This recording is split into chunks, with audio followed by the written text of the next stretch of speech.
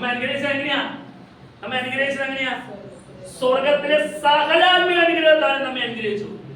സ്വർഗത്തിലെ സകല ആത്മീയ അനുഗ്രഹത്താലും. ഈ ഭൂമി കാണുന്ന ഏതെങ്കിലും ഒന്ന് ദൈവം അറിയാതെ ഉണ്ടായിട്ടുണ്ടോ? ദൈവം അറിയാതെ ഭൂമിയിൽ കാണുന്ന ഒന്നും ഉണ്ടായിട്ടില്ല. അങ്ങനെയെങ്കിൽ ഹല്ലേലൂയ, ഈ കാണുന്ന എല്ലാം ഒരുക്കിയ ദൈവം നമുക്ക് എന്തിനെങ്കിലും കുറവ് വരുത്തോ? ഏതെങ്കിലും കാര്യത്തിൽ കുറവ് വരുത്തോ? നാം നിൽക്കേണ്ടത് ദൈവത്തിന്റെ സന്നിധിയിൽ വിശുദ്ധരായിരിക്കണം, നിഷ്കളങ്കരായിരിക്കണം. അങ്ങനെയാണെങ്കിൽ ഈ വാക്യം എപ്പോഴും നിങ്ങളുടെ മനസ്സിൽ ഉണ്ടായിക്കോട്ടെ, എപ്പോഴും ഉണ്ടായിക്കോട്ടെ. മുമ്പേ അവന്റെ രാജ്യവും നീതിയും അന്വേഷിപ്പിൻ, ഇതോടുകൂടെ സകലതും നിങ്ങൾക്ക് കിട്ടും. സകലതും നിങ്ങൾക്ക് കിട്ടും. നമ്മൾ ഇന്ന് എന്താ ചെയ്തുകൊണ്ടിരിക്കുന്നത്? ദൈവത്തിന്റെ സന്നിധിയിൽ വിശുദ്ധരായിട്ടും നിഷ്കളങ്കരമായിട്ടുമാണോ നാം നിൽക്കുന്നത്? അങ്ങനെയെങ്കിൽ ഇതെല്ലാം ലഭിക്കുമെന്ന് ദൈവത്തിന്റെ വചനം പറയുന്നത്. നോക്കിയേ, ഈ സകല ആത്മീയ അനുഗ്രഹത്തിലും അനുഗ്രഹിച്ച ദൈവത്തിന്റെ കയ്യിൽ നമ്മൾ ചിന്തിക്കുന്നത് ഇണങ്ങുന്ന ഒരാടാണോ?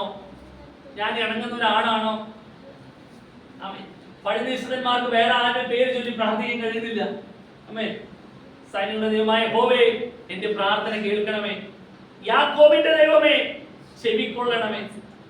ആ ഒരു അനുഭവത്തിലേക്ക് യാക്കോബ് മാറിയെങ്കിൽ അത് കർത്താവിന്റെ സ്നേഹമല്ലേ? നീ ദൈവത്തോടും മനുഷ്യരോടും മല്ലുപിടിച്ച് ജയിക്കുകൊണ്ട് എന്റെ പേരിനി യാക്കോബ് എന്നല്ല ഇസ്രായേൽ എന്നാകും. ആ ഒരു അനുഭവത്തിലേക്ക് യാക്കോബ് മാറി. ഒരു പുതിയ വിശ്വാസിക്ക് എങ്ങനെ മാറണം? ആമേൻ. വിശുദ്ധരായി തീരണം, നിഷ്കളങ്കരായി തീരണം. അങ്ങനെയാണെങ്കിൽ വചനം പറയുന്ന ഇതിൽ ഒരു മാറ്റമില്ല. സ്വർഗത്തിലെ സകല ആത്മീക അനുഗ്രഹത്താലും നമ്മെ ക്രിസ്തുവിൽ അനുഗ്രഹിച്ചിരിക്കുന്ന നമ്മുടെ കർത്താവായ യേശു ക്രിസ്തുവിന്റെ ദൈവവും പിതാവുമായവൻ വാഴ്ത്തപ്പെട്ടവൻ നമ്മുടെ നാവ് കൊണ്ട് നാം ഉച്ചരിച്ചു കൊണ്ടിരിക്കും. കാരണം എന്താ? അനുഗ്രഹം കടന്നു വരുമ്പോൾ ഇനി ദൈവത്തിന്റെ സന്നിധിയിൽ നാം ദൈവത്തെ സ്തുതിക്കാതിരിക്കൂ? നമ്മെ സൃഷ്ടിച്ച, പ്രപഞ്ചത്തെ സൃഷ്ടിച്ച, ആലോചിച്ച് നോക്കിയേ, ഈ ദൈവം ഇത്ര നല്ല ശ്രേഷ്ഠതയോടുകൂടെ നമ്മൾ സൃഷ്ടിച്ചിരിക്കുന്നത്. എല്ലാവരും ശ്രദ്ധിച്ച് അവസാനിപ്പിക്കാൻ പോവാ. ഈ ദൈവം നമ്മെ സൃഷ്ടിച്ചത് എന്തെങ്കിലും ഒന്ന് കുറവ് വരുത്തിയിട്ടുണ്ടോ? ഞാൻ ഈ ഭൂമിയിലേക്ക് ജനിക്കുന്നതിന് മുമ്പ് എനിക്ക് വേണ്ടതെല്ലാം ദൈവം ഒരുക്കിയിട്ടുണ്ട്. അതെല്ലാം അതാതിന്റെ സമയത്ത് കൃത്യമായിട്ട് നടക്കുകയും ചെയ്യും. നമ്മൾ ഈ ഓക്സിജൻ വലിച്ചിട്ട് പുറത്തേക്ക് തള്ളുന്നത് എന്താ? Carbon dioxide. ഇതാരാ ശുദ്ധീകരിക്കുന്നത്? ഇതാരാ ശുദ്ധീകരിക്കുന്നത്? ആരാ പറഞ്ഞ? സസ്യങ്ങൾ അല്ലേ? ഈ വൃക്ഷങ്ങളല്ല ഇത് സ്വീകരിക്കുന്നത്. എന്നിട്ട് ഇതിന് വീണ്ടും ഓക്സിജൻ ആക്കി വിടുന്നത്. ഈ ജംഗ്ഷനിലൊക്കെ ചെല്ലുമ്പോ ചിലപ്പോൾ നമുക്ക് ശ്വാസം മുട്ടൊക്കെ തോന്നുന്നത് എന്താണെന്ന് അറിയും? അങ്ങോട്ട് ഇവിടെ ഓടി നടക്കുന്നത് ഒരു വൃക്ഷങ്ങളില്ലാത്തതുകൊണ്ട്. വൃക്ഷം നട്ടു വളർത്തേണ്ട ആവശ്യമുണ്ട്. അവിടെ വൃക്ഷം വേണം. അത് ദൈവം ഒരുക്കിയതാ. മനുഷ്യന്റെ ഇഷ്ടത്തിന് മരം പൊക്കുമ്പോഴേക്കും ഒച്ച ഉണ്ടാക്കും. അത് അങ്ങോട്ട് ശരി ഇങ്ങോട്ട് ശരി എന്നൊക്കെ പറഞ്ഞ് വെട്ടിക്കളയിപ്പിക്കും. എന്നിട്ടോ വലിയ ശ്വാസം മുട്ടും. പിന്നില്ലാത്ത പ്രശ്നങ്ങളില്ല. വെട്ടി എല്ലാം വെട്ടിപ്പിക്കും. മരം വെട്ടെന്ന് പറഞ്ഞ് എല്ലാ മരങ്ങൾ വെട്ടിപ്പിക്കും. നമ്മൾ ഈ പുറത്തുള്ള കാർബൺ ഡൈ ഓക്സൈഡ് സ്വീകരിച്ച് അതിനെ ഓക്സിജനായി മാറ്റുന്നത് ഈ വൃക്ഷങ്ങളാണ്. അത് ദൈവം ഒരുക്കിയിരിക്കുന്ന. മനുഷ്യന്റെ ബുദ്ധിക്ക് ചിന്തിച്ച് നശിപ്പിക്കും. നിങ്ങൾക്ക് അത് തിരിച്ചറിയണം എന്നുണ്ടെങ്കിൽ നിങ്ങൾ എന്തെങ്കിലും സേനാപതി പോകണം. ഞാനാണത് ചുമയും ശബ്ദവും ഇല്ലാണ്ടൊക്കെ പോയത്. അവിടെ ചെന്നപ്പോ നല്ല തണുപ്പ്. അപ്പൊ ജോസ് പാസ്റ്റർ ഇടയ്ക്കിടയ്ക്ക് എന്നോട് ചോദിച്ചു, മോനെ ആകെ ചുമയാണല്ലോ, മോൻ സംസാരിക്കാൻ പറ്റൂല അല്ലേ? ഞാൻ കുഴപ്പമില്ല പാസ്റ്റർ എന്ന് പറഞ്ഞു. നേരം എടുക്കാനപ്പോ എന്റെ സ്വരമൊക്കെ ക്ലിയർ ആയി. അപ്പൊ അവിടെ ഉള്ളൊരു അപ്പച്ചൻ പറയാണ്, നമ്മുടെ നാട്ടിൽ നിന്ന് ചില ഫാമിലിയൊക്കെ വരും. അപ്പൊ അവരുടെ പിള്ളേര് മേല് ചൊറിച്ചില്, തടിച്ചില്, അങ്ങനെയുള്ള കാര്യങ്ങളൊക്കെ ഉണ്ടല്ലോ. ഈ അലർജിയുടെ പൊടിയുടെ അലർജി ആയി. അവിടെ ചെന്ന് കഴിഞ്ഞാൽ അത് മാറുന്നു. വിശ്വസിക്കാൻ പറ്റുമോ? അവരനുഭവം പറഞ്ഞേ. എല്ലാ മരങ്ങളാ, ചുറ്റും മരങ്ങളാ, നല്ല കുളിരും നല്ല ഓക്സിജനും. നമ്മുടെ അവിടെ വിലയൊക്കെ ചോദിച്ചിട്ട് തോന്നുന്നു. സൺസെറ്റിന് എന്ത് വില എന്നൊക്കെ ചോദിച്ചിട്ടാ പോകുന്നത്. കാരണം ഒരു 3-4 സെന്റ് സ്ഥലം മേടിച്ചിട്ട് ഒരു വീടൊക്കെ പണിത് പിള്ളേർ ഫ്രീ ആവാണ്. ആശുപത്രി കയറിയ കാര്യമൊന്നുമില്ല. പിള്ളേർ ഫ്രീ ആവാണ്.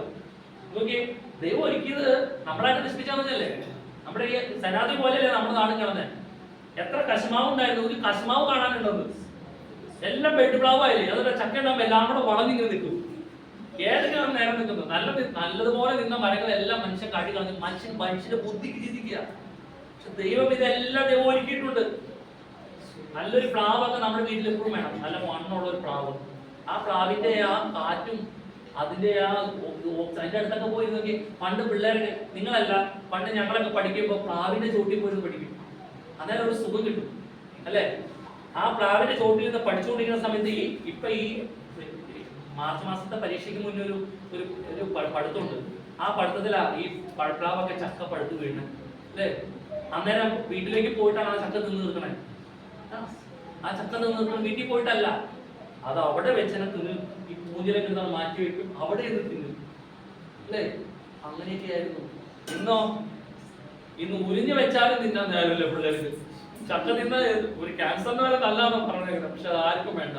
ഇനി ഇന്നത്തെ കാലത്ത് പെൺപിള്ളേർക്ക് ചക്ക മുറിക്കാൻ അറിയാൻ പാടില്ല, അത് ചവണി എടുക്കാൻ അറിയാൻ പാടില്ല, ചവണി തിരിച്ച് നന്നാക്കാൻ അറിയാൻ പാടില്ല. മാതാപിതാക്കൾ ആരെങ്കിലും നന്നാക്കി കൊടുത്ത കറി വെച്ചു ചക്ക കൂട്ടാം, അല്ലെങ്കിൽ അതുമില്ല ആ അവസ്ഥ. ഈ ചക്ക അങ്ങനെ ഇരുന്ന് അവസാനം അങ്ങനെ പൊക്കി വെള്ളം എടുത്തോണ്ട് കളയും. ആ അവസ്ഥയിലേക്ക് മാറി.